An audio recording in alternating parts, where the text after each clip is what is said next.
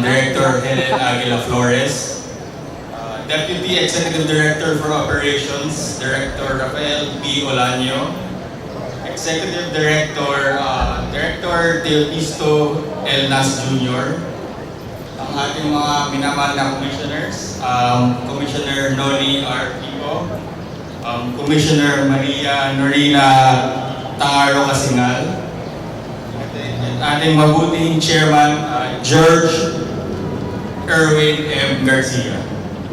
Simulan po ang ating flag ceremony. Ang ating pong kantahin ang pambansang awit na pangungunahan ng Comelec Coral.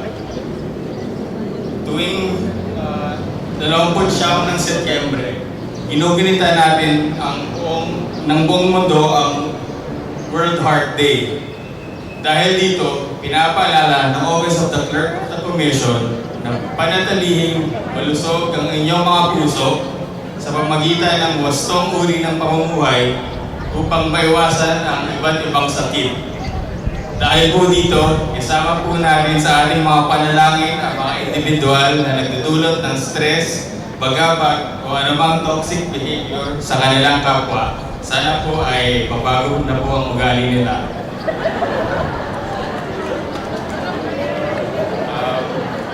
Ang pangunguna po sa ating panalangin ay si Attorney Carla Joy Mercedes Palima.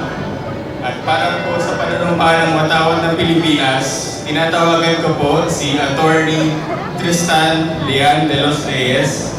At susundan naman po ng panunumpahan ng kawani ng gobyerno ni Miss Maria Chiloa Sanchez.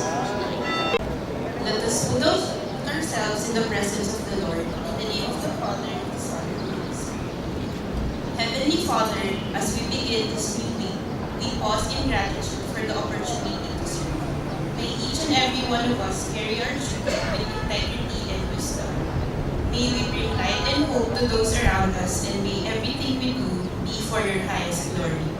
This World Heart Day, we pray for comfort and healing for our brothers and sisters afflicted with heart disease and their families, and guide all health workers who advocate their lives to save others.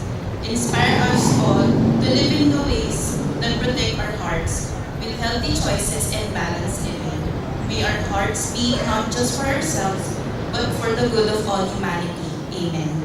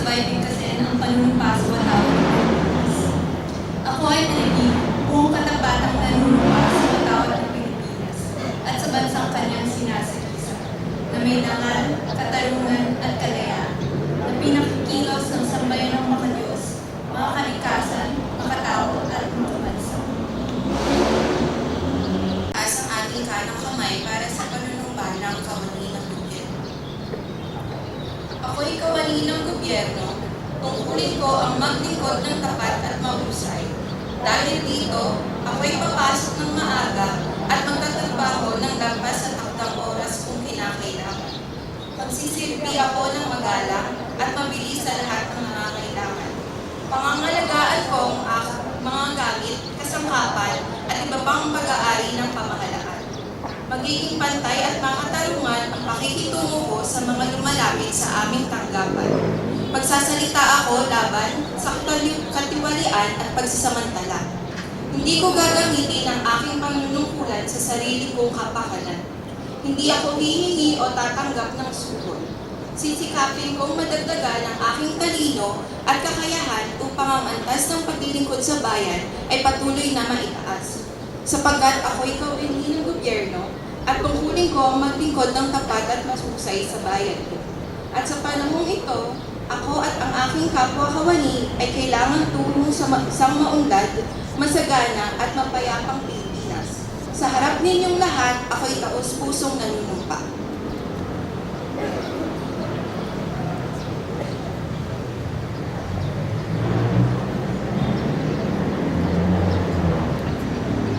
Kaya naman po, nais ng Office of the Clerk of the Commission na maantigan yung mga puso ng aming maikling presentasyon ng may puso sa parating na Pasko.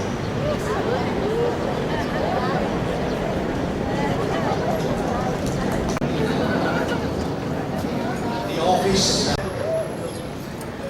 dahil nakapagpigil nga yung kanta namin, tawagin na lang kami the cardiac arrest choir.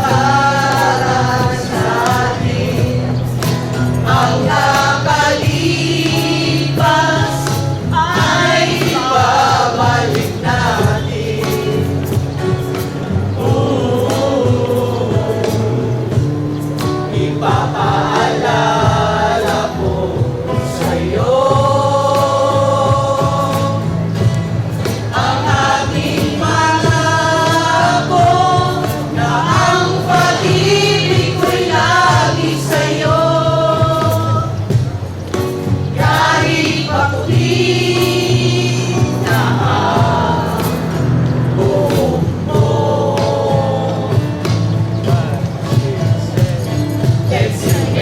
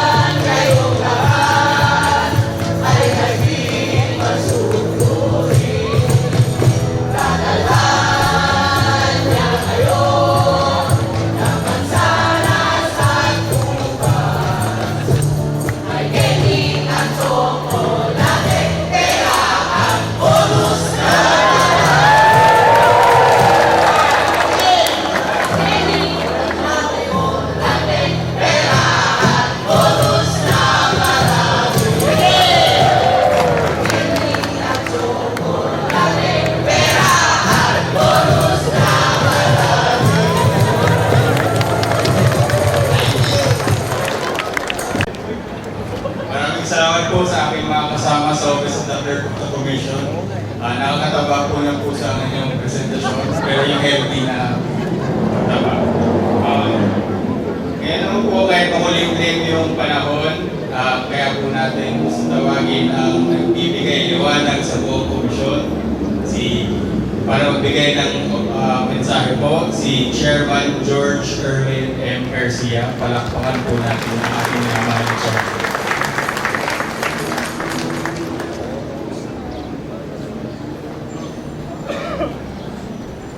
Kaya pala hindi sumama si Director Jennings. Aatakin ka talaga sa puso. Ang pinang-ano na lang nila, kung kaya tayo nakapalakpak yung bonus eh. Tsaka walang lumalapit sa microphone. Papansin ko parang ang layo sa microphone. Tsaka hindi parehas yung ano eh. Maraming salamat sa Clerk of the Commission sa hindi naman kaibigan, pero sa lakas ng loob, dahil nakita niyo yung araw na ito. Kaya magkalala, October meron naman. November meron din, at saka December. Muli, maraming salamat kina Jen. Gusto ko lang ipaliwanag, lalo na yung mga live stream sa atin, yung mga kasamahan natin sa Bangsamoro, para din na unawaan nila. Sa kasalukuyan, aminin natin, uncertain kung matutuloy ang eleksyon ngayong darating na October 13. Technically, naging 4 na araw na lang ay eleksyon na. Pero hanggang sa kasalukuyan, ay napakalaking parte ng preparasyon natin ang hindi pa natin natutupad o natatapos. Tulad ng ginagawang training ng mga electoral board members ng AGET, nakakailanganin ng 3 hanggang 1 buong buwan. Hindi po naman natin kasalanan yon at dahil na po kumikilala ang COMELEC sa TRO na na-issue ng Korte Suprema. Siyempre, yung mga agam-agam sa kasalukuyan dyan sa Bangsamoro, mayroong mga ilang grupo na sa atin bine-blame. Pero sana maunawaan ng lahat kung hindi hihinto ang COMELEC sa kanyang preparasyon. Ano yung reason kung bakit may TRO? Ano yung TRO kung wala pa ng pagtigil ang COMELEC? Ayaw naman natin mapagsabihan na tayo ang nagbabiolate ng rule of law. Kaya yung mga tauhan natin, yung mga staff at officials natin sa field, lalo na sa Bangsamoro, ang importante na maipaliwanag ninyo na ang COMELEC ay naghanda. At more or less, nag-print na tayo ng balota, iba pang mga paghahanda, kung kaya nga naman, napakahirap kung nagluluto ka, tapos hindi pa lutong-luto, dilaw, maaari kung hindi maging successful ang ating halalan at mako-compromise yung orderliness, yung kalayaan, at ng pagboto ng mga kababayan natin, at saka siyempre yung mismo matahimik na pagkukondak ko dito. Umaasa tayo na sa mga susunod na araw ay may kaliwanagan na manggagaling sa kataas-taas ng hukuman patungkol sa bagay na yan. So, dito po, katulad ng ating binabanggit nakaraang linggo, walang dapat sisihin, grupo, institusyon, o ahensya ng pamahalaan. Ito po ay yung tinatawag na working ng ating democracy na kung saan merong check and balance, merong separation of powers, at ang COMELEC ay isa lamang sa mga bahagi ng ating democratic process na iyan. Siyempre gusto natin may halalan sapagkat ayaw natin hanggat maaari na magkakasabay ang halalan sa isang taon katulad ng next year. Pero siyempre, ang the COMELEC will always abide. Tatalima tayo sa kung ano man yung ipag-uutos sa atin sapagkat ang katungkulan ng COMELEC ay tagapagpatupad lamang ng ating batas. Yung barangay and SK elections, mukhang sa kasalukuyan, ay sadyang next year na, yung November 2026.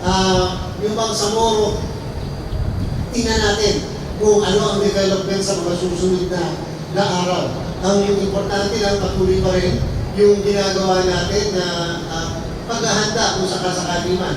Ang tinigilan natin, yung internal na paghahanda ng komisyon. At again, siyempre nalalapit na yung December, yung ating kapaskuhan. Wala na masyado nakakapansin. Hindi nakapansin yung pagdungaw ni Jose Marichan.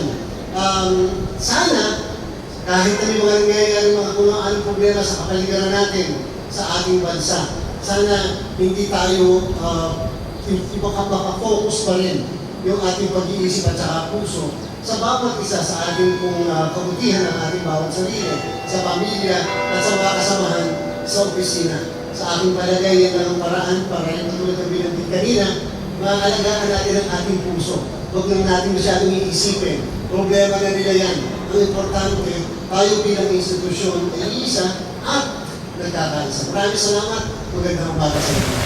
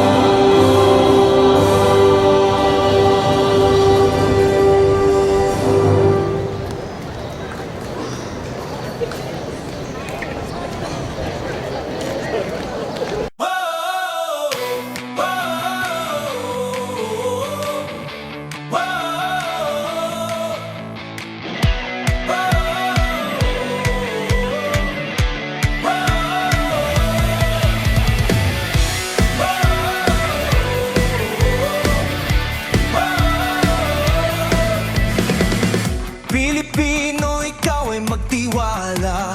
Pagpapala ang demokrasya. Mula rehistro hanggang pagboto, protektado ng aming mandato. Dapat ang inyong sandigan, malaya ang ating halalan. Haharap ng sama-sama sa bagong umaga, bagong Pilipinas. Boses ng taong bayan, ito ay aming aalagaan. Ang inyong COMELEC ay maasahan, serbisyo na tunay para sa bayan. COMELEC, Katuwang mo sa pagbabago, COMELEC, kay isa ng bawat Pilipino. COMELEC, Malinis at respetado, COMELEC. matapat at makatao.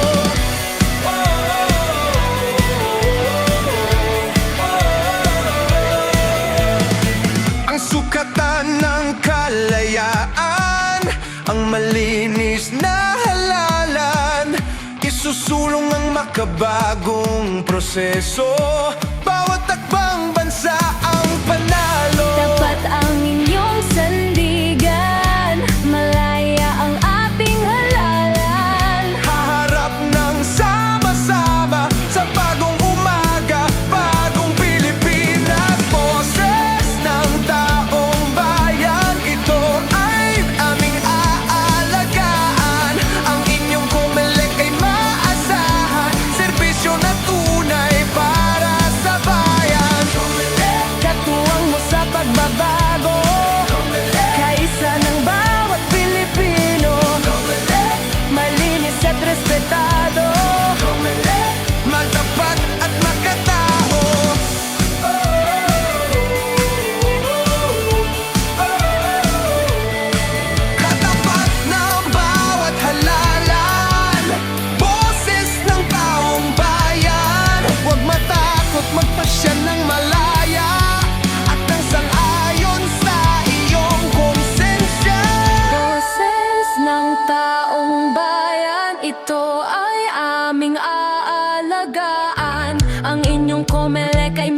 maasahan. Serbisyo na tulad